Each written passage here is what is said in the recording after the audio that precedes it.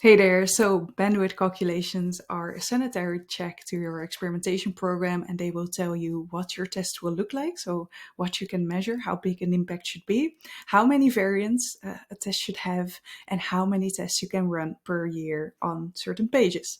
Something we'll be using is the A/B test calculator from Spiro, pre-test analysis. You can click here. And we need to find the weekly traffic and the weekly conversions. We're going to be using GA4 Google Merge Shop. I set up a free form here in the exploration. And what you see is, let me drag my head a little bit. Let me put it there. So what I did here is I added a device category in rows, which end up here. And then I added drinkware users as a segment. And how do you add drinkware users as a segment? You add them here as a user segment. I will show you. And these drinkware users are people on a category page with all kinds of products for drinkware. And I imagine you see here page title is set to those drinkware people. And then I click save, and then it loads and it gets into here. So what you see here, we have a total amount of users for this last week. If your last week was Christmas and you want to have a normal week, of course, you maybe pick a week that reflects more like a normal traffic week.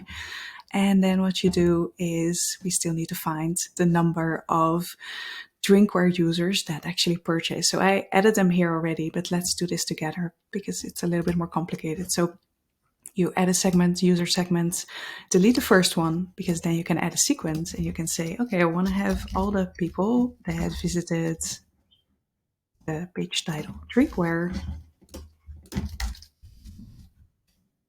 Go. And as an additional step, they also converted. So they had an event. And I already have that here, triggered a purchase event. This is actually not the one that I want. Here it is, a purchase event. Doesn't need to have a parameter in this case. But it can, depends what your events look like. Save and apply. And you'll get an extra column next to it that will reflect the number of users that were on the drinkware page plus made a purchase. Actually, this is the one we added. So this is the one we need for now. Weekly conversions. And what you see here, we have a baseline conversion rate of 2.4%. Usually the confidence level here is set to 95. We're not researching with actually dying people like medical research. So my threshold is usually 80%, but that means that you can also find some wrong false positives, for example. What we're looking at here is, for example, if you were to run your test 3 weeks, you can detect an effect of 11%. That's great. I always try to keep the minimum detectable effect underneath 50% because creating more than 50% of an uplift is really difficult to do. So we have a number of variants too, but I think in this case, we have enough data to say like, hey, we can have even more variants if we want. But then you see the minimum detectable effect. So the effect you can measure with your A/B test already changed to 20%. So then you would need to run your test 4 weeks. So let's say in general for this page, we will need to run our test about 4 weeks or 3 weeks. And then we can detect 11 or 9% with a confidence level of 80. But if you want this to be 95, it would still be very doable.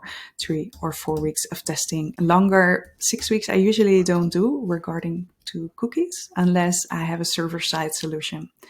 So this is how you can use it. There is also sheets out there like this in which you can do the same. So you can put the weekly visitors here, the number of conversions. So let's say it was this number, it calculates your conversion rate, and you can play around here with the number of weeks, the significance level. And here you see the MDE again. So the minimum detectable effect that you can measure, the uplift you can measure.